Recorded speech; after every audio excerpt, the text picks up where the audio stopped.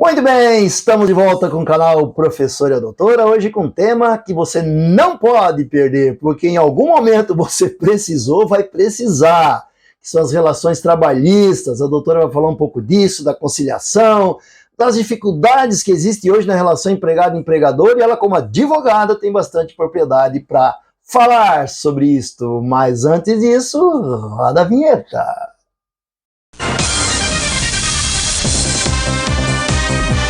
Voltamos, professor. Então, doutora, vamos falar hoje um pouco de relações trabalhistas. Tá complicada essa relação empregado-empregador, né? Mas para isso que existem os advogados e a justiça, né, doutora? Diga aí. Exatamente. As relações trabalhistas sempre foram bem complicadas, né? Mas o que a gente vê na prática, né, professor, é que tá ficando cada dia mais difícil, né?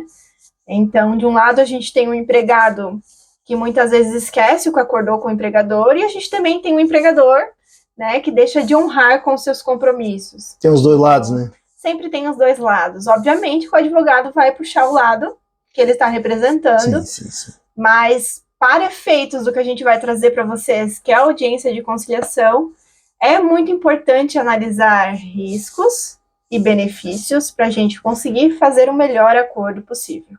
É isso que a gente vai trazer hoje para vocês. Mas antes de falar, inclusive você vai tocar, nós falamos no outro vídeo, né, de uma experiência que você teve recente bem produtiva. Mas antes de você falar disso, para deixar mais claro, lembre-se sempre que o slogan do nosso canal é um jeito simples de falar dos seus direitos e de outras coisas. Fala só um pouquinho, rapidinho, doutora, porque o pessoal que não entende muito, qual é o papel do advogado de uma parte e o advogado da outra no caso de uma ação trabalhista? Então vamos lá, sempre existem duas visões no direito trabalhista, a visão do empregado, né, e a visão do empregador. Quando a gente vai atuar para o empregado, o advogado, ele precisa estar atento a todos os direitos daquele empregado, analisar o contrato de trabalho, as horas que foram contratadas, se aquelas horas foram cumpridas ou não, se houve horas extras ou não, se os direitos dele foram violados e se foram, quais os direitos foram violados. Mas muito além disso, dessas questões teóricas, técnicas em si, é muito importante analisar as provas que o empregado traz para o advogado, né? O que a gente acaba vendo na prática, isso eu já representei ambas as partes, né, professora? A gente verifica que o empregado muitas vezes chega para o advogado e traz um relato dos fatos que, quando a gente verifica as provas, não é nada daquilo, não está de acordo. E isso, da mesma forma, pessoal, a questão do empregador. Muitas vezes o empregador chega para a gente, traz a dinâmica ali daquele contrato de trabalho, como realmente funcionava na prática, mas aí quando a gente vai buscar nas provas que ele tem, não está em consonância, né? Não bate o relato do empregador ou do empregado com as provas que ambas as partes têm. Né? E isso é de especial relevância para um processo judicial, né? O empregado pode dar um tiro no pé com uma ação trabalhista, inventar um monte de coisa, enfim, fazer toda uma correria, fazer a justiça, fazer uma correria, e ele pode pagar por isso, caso ele esteja inventando e acrescendo muitas coisas que não tem nada a ver com a realidade? Sim. É uma situação fictícia, mas que já aconteceu na prática inúmeras vezes comigo.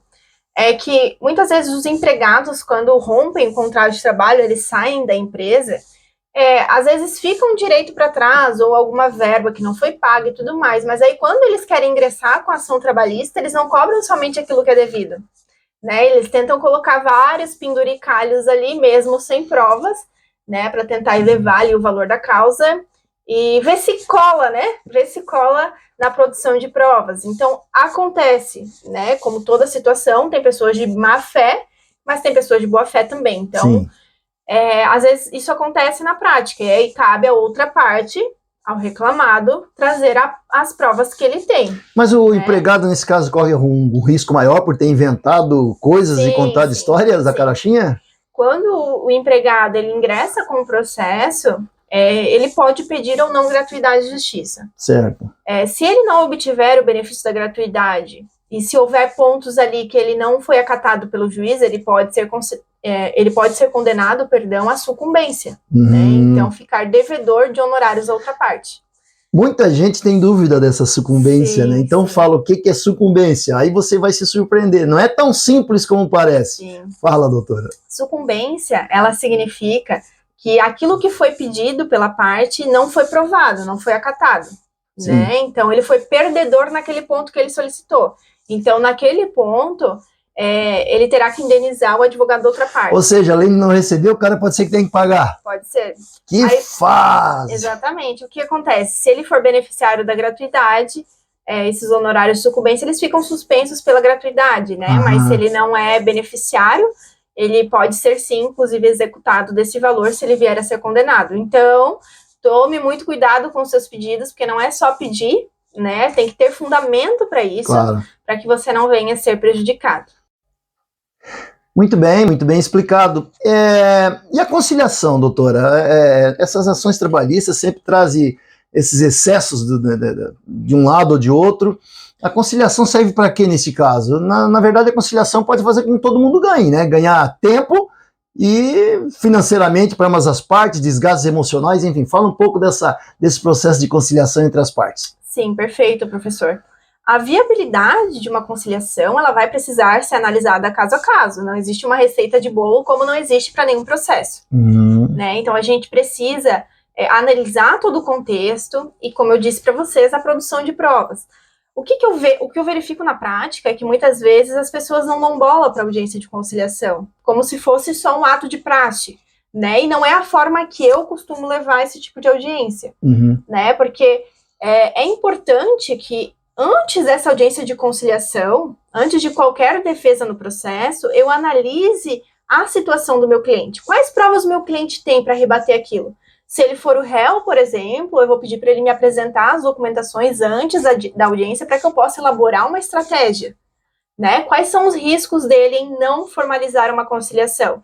E isso é muito importante. Então, a conciliação ela não deve ser banalizada. Né? Precisa ser um procedimento de atenção dos advogados das partes. Essa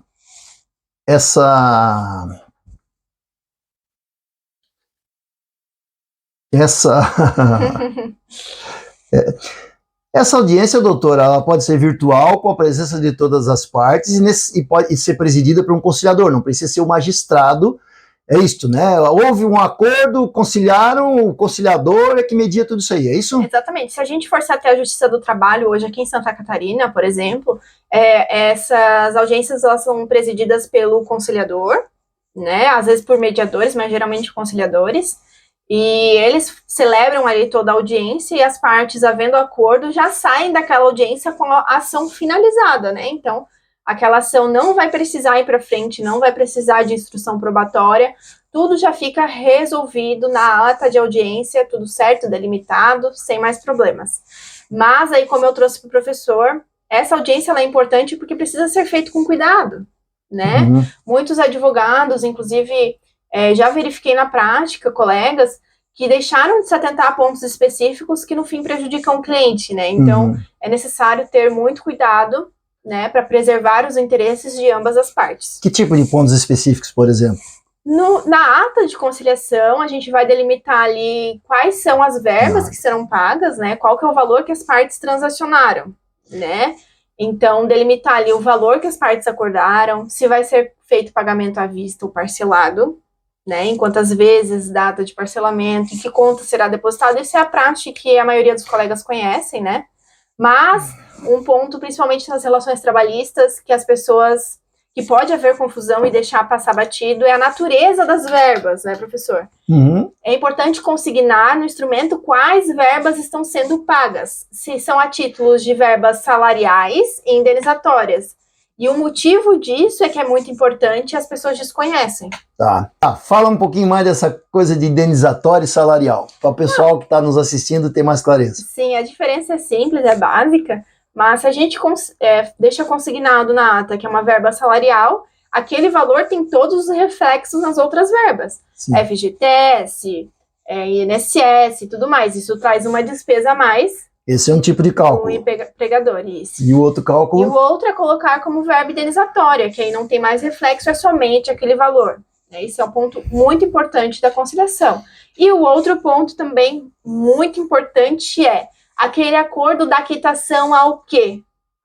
Pode dar quitação somente às verbas rescisórias ou ao contrato de trabalho como um todo. Sim, sim. Né? Então é necessário ficar atento se aquilo que está sendo discutido vai quitar tudo, qualquer discussão sobre contrato, ou somente as verbas do termo de rescisão. Tá, e se houve o acordo, a conciliação e a parte depois não paga, ou atrasa ou não cumpre com o que foi acordado, como é que fica? Aquilo serve como um título judicial. Uhum. Na ata também a gente deixa consignado uma multa nesse descumprimento, né, professor? Geralmente é 30% aplicado, mas pode chegar até 100%, não há ilegalidade nisso, né? Vai de acordo com as partes, realmente. Então, se houver o descumprimento, incide a multa que foi pactuada e pode ser executado diretamente, porque aquela ata, aquela conciliação serve como título judicial, né? Então, já vai para cumprimento, para execução. Ou seja, se não cumprir, pode ter todos os prejuízos previstos em lei, além dos prejuízos financeiros, né? Exatamente. Isso, né? Doutor, eu acho que a gente fez as abordagens rápidas, né? Óbvio que são só alguns toques. Mais alguma coisa que você queira acrescentar? Só deixa claro para eles, né, professor, que não há certo e errado em um acordo de conciliação. O que é devido é o que as partes realmente estiverem dispostas a conciliar. Seja a verba indenizatória, seja a verba salarial, valores, formas, multas, enfim. Mas esteja atento para fazer valer a vontade e realmente aquilo que o seu cliente deseja, porque se ele não estiver de acordo com os termos, não há por que formalizar a conciliação. E essa coisa de achar que vai entrar na justiça vai ganhar, né? Quando na verdade pode dar um tiro no pé e até perder dinheiro, né? Exatamente, por isso que é necessário analisar toda a documentação do seu cliente para ver qual armas vocês têm, se vocês fossem prosseguir com o processo, para verificar se vai ser benéfica a conciliação ou não. Muitas vezes não será e será realmente necessário continuar ali com o processo, com a instrução de prova. Muito bem. Deu? Somente isso, professor. Muito bom, mais um vídeo aí, agora falando um pouco sobre essas questões trabalhistas, um resumo do resumo do resumo, mais alguns toques muito importantes, como sempre, com muita habilidade, com muita técnica da doutora Emanuele Spezia Colombo. No final do vídeo a gente sempre deixa o Instagram da doutora, contatos, enfim, acessem lá para conhecer um pouco mais do trabalho dessa esplêndida advogada aqui de Santa Catarina. Mais alguma coisa? Somente isso, professor. Um tchau. Até mais, pessoal, até a próxima semana.